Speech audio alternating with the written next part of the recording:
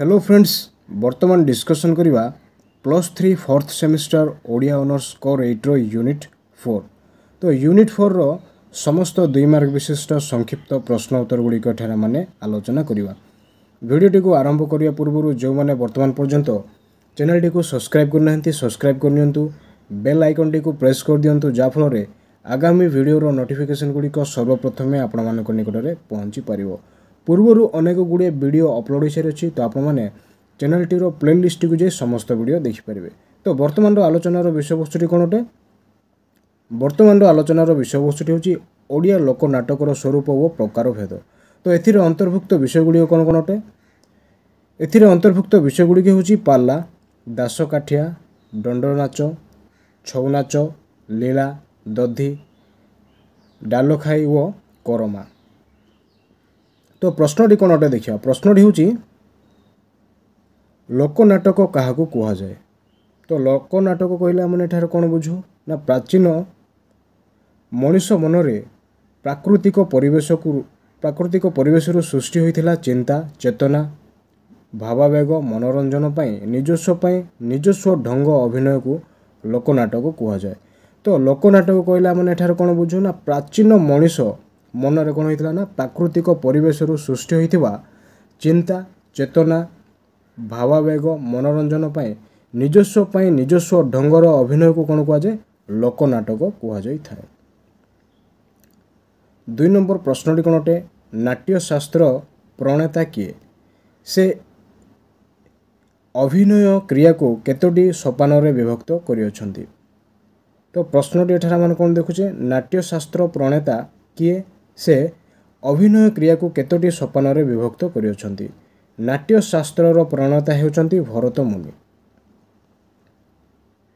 से अभिनय क्रिया को कायिक, बाचिक, सात्विक एवं आहार्य भली 4टी सोपान रे से कौन करियछंती ना विभक्त करियछंती।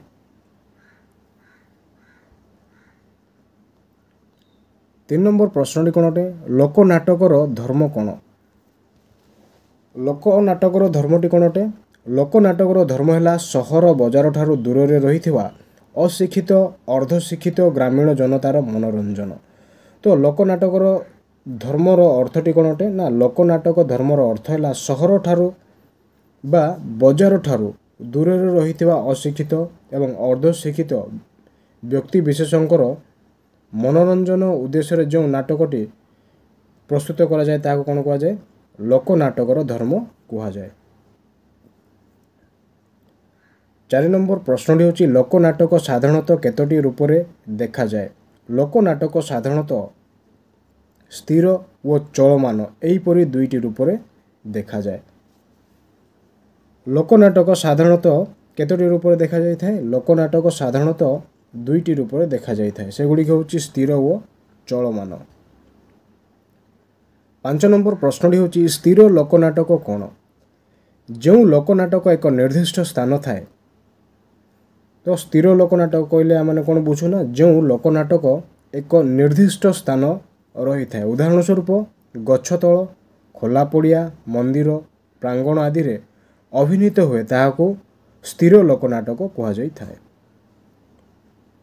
6 नंबर प्रश्नटी कौन अटे? चलमान लोकनाटक क्या कह जाए? तो चलमान लोकनाटक कहले आम एठार कौन बुझू जहाँ विभिन्न स्थान रे अभिनय हेबा सह शोभा यात्रार नृत्य गीत अभिनय माध्यम रे अभिनीत ताहाको कौन कह जाए चलमान लोकनाटक कह जाए थाए। तो चलमान लोकनाटक कहले एठार आम कौन बुझू जहाँ विभिन्न स्थान रे अभिनय हेबा सह शोभा यात्रार नृत्य गीत अभिनय माध्यम रे अभिनीत करा जायथिबा नाटक को कौन कह जाए चलमान लोकनाटक कह जाए थाए।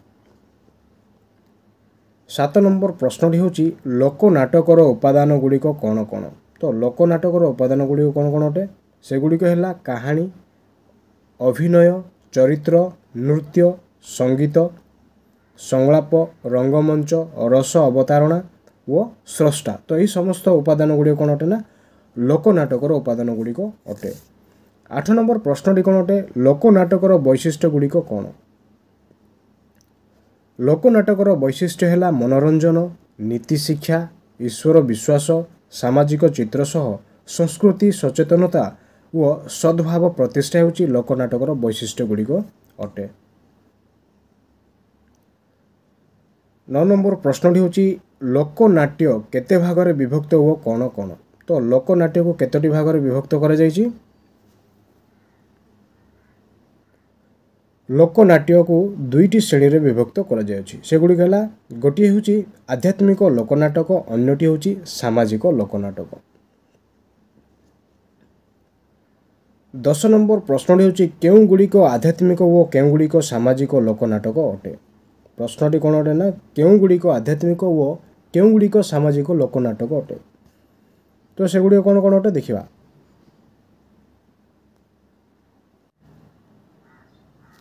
रामलीला रासलीला व पौराणिक हेउची आध्यात्मिक एवं यात्रा सुआंग भांडरस एवं नौटंकी हेउची सामाजिक लोकनाटक अटे।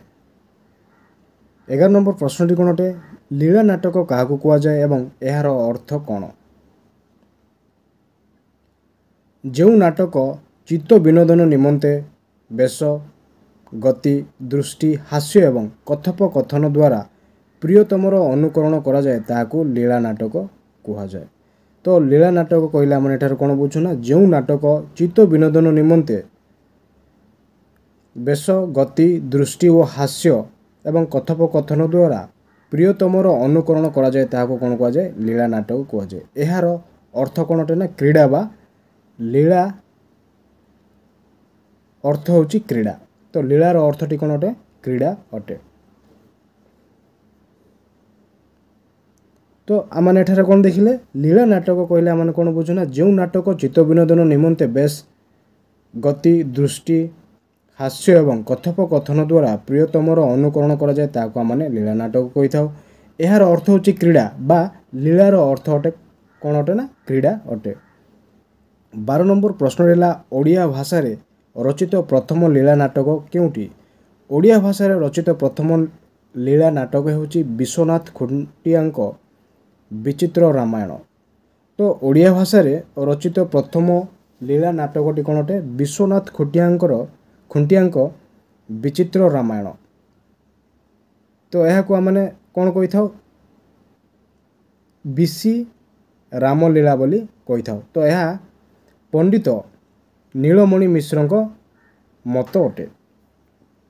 13 नंबर प्रश्न है चिकिटी रामलीला क्यों राजा अनुवाद करथिले। चिकिटी रामलीला राजवंशर राजा कृष्णचंद्र और राजेंद्र अनुवाद करी 507टी संगीतर व्यवहार करथिले। तो चिकिटी रामलीला क्यों राजा अनुवाद करथिले ना चिकिटी रामलीला राजवंशर राजा कृष्णचंद्र और राजेंद्र कौन करथिले ना अनुवाद करथिले एवं ता सह 507टी संगीतर व्यवहार मध्य करथिले। काहाको कृष्णलीला बा रासलीला कुहा जाए। जो परम पुरुष भगवान श्रीकृष्ण श्री राधा सहित रास क्रीडारे लिप्त समयर चित्र को लोकनाटक रूप दि जाइथिला ताहाको कृष्णलीला बा रामलीला कुहा जाए।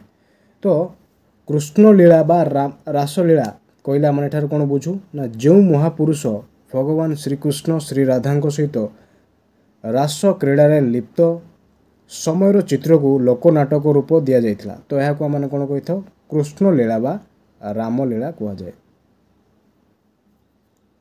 15 नंबर प्रश्नटी कौन अटे 15 नंबर प्रश्नटी होची केउ चरित्र मानकु नै लीला नाटक रचित। राधाकृष्ण सहित गोपांग नामा मानकु नै लीला नाटकटी रचित। तो लीला नाटकटी केउ मानकु नै रचित राधाकृष्ण सहित गोपांगना मानकु नै लीला नाटकटी रचित अटे। 16 नंबर प्रश्न लीला नाटक देखिबा पई लोकंक मनरे काहेकि आग्रह सृष्टि होइथिला।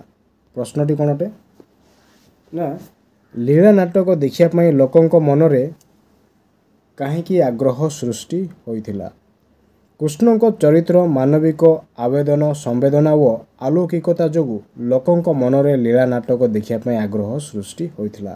तो लोकंक मनरे लीला नाटक देखा आग्रह सृष्टि कौन पर होता ना कृष्णकर चरित्रर मानविकता आवेदन संवेदना और अलौकिकता जोगु लोकंक मनरे लीला नाटक देखा आग्रह सृष्टि होता। 7 नंबर प्रश्नटी होची पाला किपरि सृष्टि लाभ करथिला।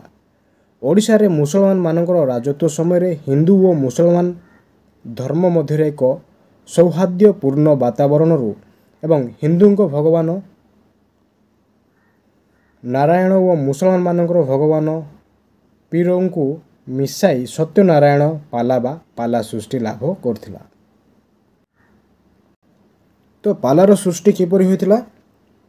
ओडिशा रे मुसलमान मानकर राजत्व समय हिंदू और मुसलमान धर्म मध्य एक सौहार्दपूर्ण वातावरण सृष्टि होता एवं हिंदू भगवान नारायण और मुसलमान मानकर भगवान पीरू को मिसाई सत्यनारायण पाला बा पाला सृष्टि घटीला। कि प्रकार पाला देखा मिले बैठकी पाला और ठिया पाला आदि 2 प्रकार पाला देखा मिलता है। तो केते प्रकार पाला माने देखा एठार पाउछु ना बैठकी पाला और ठिया पाला 2 प्रकार पाला आम देखा एठार पाउछु। परवर्ती प्रश्नटी है दासकाठी संपर्क में कौन किंबदंती रही अछि। लक्ष्मण 2 खंड काठी को वाद्ययंत्र भाव में व्यवहार करी सैन्य मानक मध्य राम नाम गान करी सेमानक मध्य उत्साह सृष्टि कर किंबदंती रही अछि। तो दासकाठी संपर्क में कौन किंबदंती सब रही अछि। लक्ष्मण 2 खंड काठी को वाद्ययंत्र भाव में व्यवहार करी सैन्य मानक मध्य कौन करी अछंती ना राम नाम गान करी सेमानक मध्य उत्साह सृष्टि करथिबा हेतु एही किंबदंती प्रचलित रही अछि। एहार नाम दासकाठी कहीं रखागला। लक्ष्मण रामचंद्रंकर दास एवं तांको द्वारा व्यवहृत काठी एहार मुख्य वाद्ययंत्र विशेष होइथिबारु एहार नाम दासकाठी दियागला। तो दासकाठी ए नामटी रखिबार कारणटी कौन अटे ना लक्ष्मण रामचंद्रंकर दास एवं तांको द्वारा व्यवहृत काठी एहार मुख्य वाद्ययंत्र विशेष होइथिबारु एहार नाम कौन रखागला ना एहार नाम रखागला दासकाठी।